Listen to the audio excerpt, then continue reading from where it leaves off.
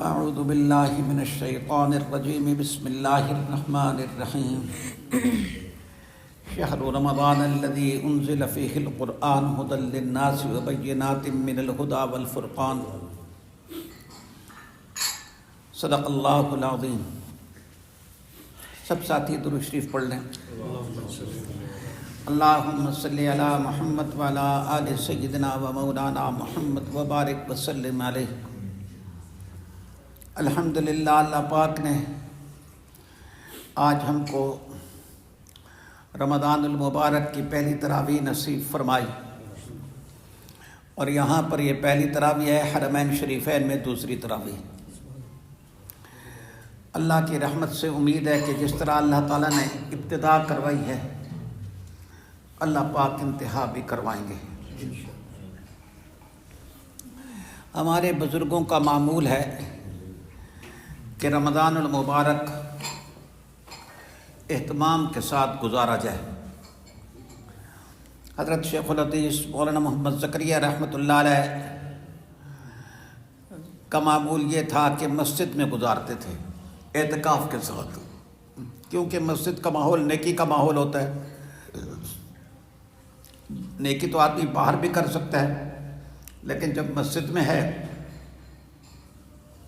تو خود بخود آدمی کا دل نیکی کی طرف مائل ہو جاتا ہے۔ حضرت کی تو کیا شان تھی، اللہ اکبر، اللہ پاک نے نصیب فرمائی تھی۔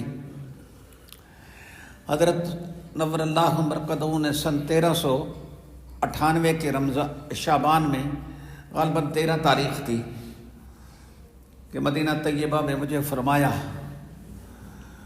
کہ کوشش کرو کہ رمضان اکابر کی طرح گزرے۔ اس بات کو فرمائے ہوئے 48 سال ہو گئے ہیں،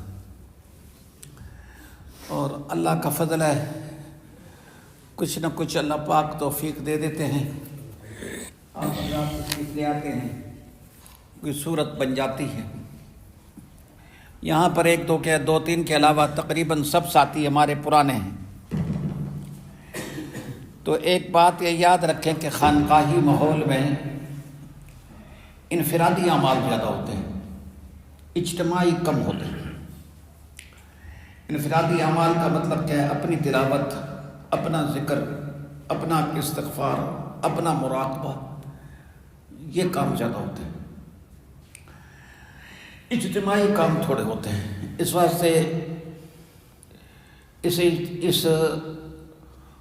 انتظار میں آدمی نہ رہے کہ بیان ہوگا تو میں شامل ہوں گا، نہ، اپنا قرآن پاک کی تلاوت شروع کر دیں، نوافل پڑھنا شروع کر دیں، اللہ پاک کے سامنے رونا دھونا شروع کر دیں۔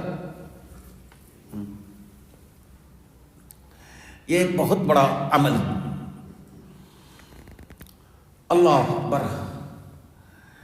یہاں کے معمولات کچھ یوں ہوتے ہیں کہ جس طریقے سے آپ نے دیکھا، یہاں پر عشاء کے بعد پہلے آپ نے سورۃ یاسین شریف پڑھی، سورۃ یاسین شریف کے بعد دعا ہوئی، پھر چہل حدیث سنی۔ اب یہاں پر کوئی تھوڑی سی بات چیت ہوگی، اور اس کے بعد ہم مراقبہ کریں گے۔ مراقبے کے بعد کپڑا بچ جائے گا، جو ساتھی اپنا درود شریف پڑھنا چاہے بیٹھ کے درود شریف پڑھیں، کلمہ پڑھیں۔ درود شریف بھی نعمت ہے، اور کلمے اور استغفار کے تو حضور صلی اللہ علیہ وسلم نے خاص طور پر تاکید فرمائی ہے، وہ پڑھنا چاہیے۔ جو ساتھی حافظ ہیں وہ اپنے نفلوں کے اندر قرآن پاک پڑھیں۔ قرآن پاک کا پڑھنا، رمضان کو قرآن کے ساتھ بڑی مناسبت ہے، وہ اپنا قرآن پڑھیں۔ اللہ اکبر۔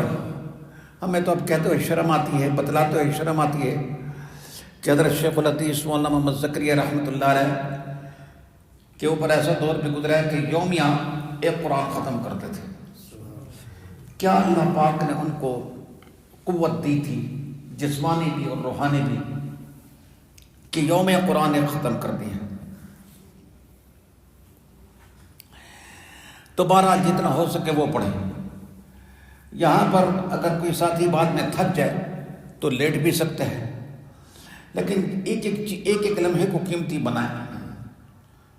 یہ اول رحمت حضور نے فرمایا، اب اللہ کی رحمت ہر وقت ہے، یہ نہیں کہ یہ عشرہ رحمت میں ہے آگے پیچھے نہیں، نہ ہر وقت ہے رحمت، لیکن اس عشرے میں اللہ کی خاص رحمت ہوتی ہے۔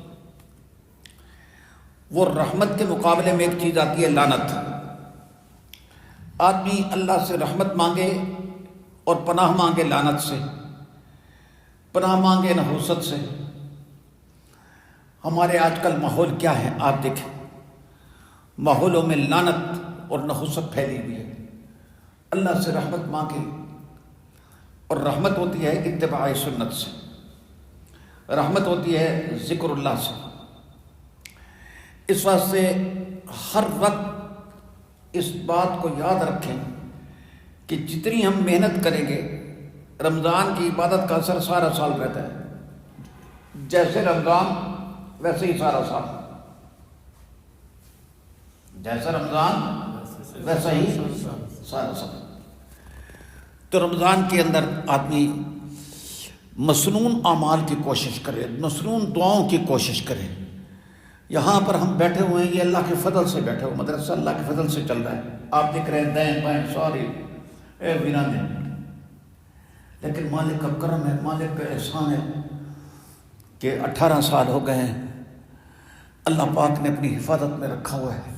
آئندہ بھی اللہ تعالیٰ ہم کو اپنی حفاظت میں رکھے، سب کہو آمین۔ تو رحمت جب ہوتی ہے تو پھر آدمی نیکی کے عمل کرنے والا بن جاتا ہے۔ ایک ہے برائی سے بچنا، ایک ہے دل سے برائی سے نفرت کرنا، ان دونوں میں فرق ہوتا ہے۔ برائی سے بچنے کا تعلق ظاہر سے، دل میں نفرت ہو برائی کی۔ ہمیں وہ چیز محبوب ہے جو میرے رب کو محبوب ہے، ہمیں وہ چیز مبغوض ہے جو میرے رب کو مبغوض ہے۔ جس سے رب راضی، جس شخص سے رب راضی میں بھی اس سے راضی، جس شخص سے رب ناراض میں بھی اس سے ناراض۔ اس بات کو ذرا اچھی طرح سمجھ لیں۔ پھر آپ یہاں دسترخوان کتنے بجے لگائیں گے بولی خالد صاحب؟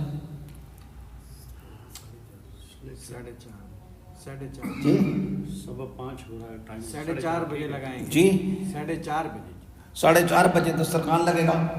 آپ لوگ کم از کم 3 سوا 3 تک تہجد میں مصروف ہو جائیں۔ تو صبح کی نماز کتنے بجے ہوگی؟ 5:30 بجے۔ کھانے کے بعد آپ تقاضا بنا پورا کریں، بیت الخلاء موجود ہیں۔ صبح کی نماز کے بعد مختصر درس ہوگا، ذکر ہوگا، کیونکہ رات کو آدمی جاگتے رہتے ہیں تو صبح کے بعد پھر سونے کا معمول ہے۔ درس کے بعد کوشش کریں کہ اشراق پڑھیں، 10 بجے اٹھا دیا جائے گا، 11 بجے پھر مجلس ہوگی۔ انشاءاللہ آپ کو ساتھ ساتھ بتاتے جائیں گے۔ ظہر کے بعد ختم خواجگان، مولانا ختم خواجگان والا وہ اوپر نیچے ہے، اس کو اوپر لگائے نا، ختم خواجگاں ہوگا، پھر ذکر مراقبہ ہوگا، پھر عصر کے بعد اجتماعی طور پر کام ہوں گے، جو ہوں گے ایک آپ کو 24 گھنٹے میں پتہ لگ جائے گا۔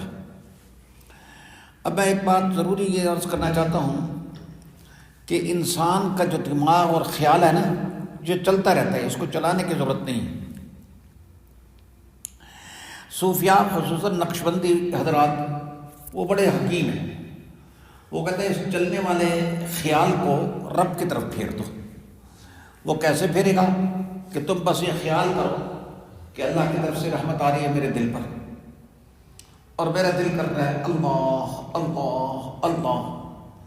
اس کو یوں بھی کہتے ہیں کہ اپنی توجہ دل کی طرف، دل کی توجہ اللہ کی طرف۔ اب یہ محنت کرنی پڑتی ہے، ان دنوں میں تھوڑی محنت سے زیادہ کام بن جاتا ہے، کیونکہ اللہ کی رحمت کا نزول ہو رہا ہے۔ تو خیال توڑتا رہے، آپ ہم پکڑتے رہیں، انشاءاللہ العزیز آپ خود محسوس کریں گے کہ چند دن کے اندر دل ذاکر ہو جائے گا، دل سے اللہ اللہ ہونا معلوم ہو جائے گا۔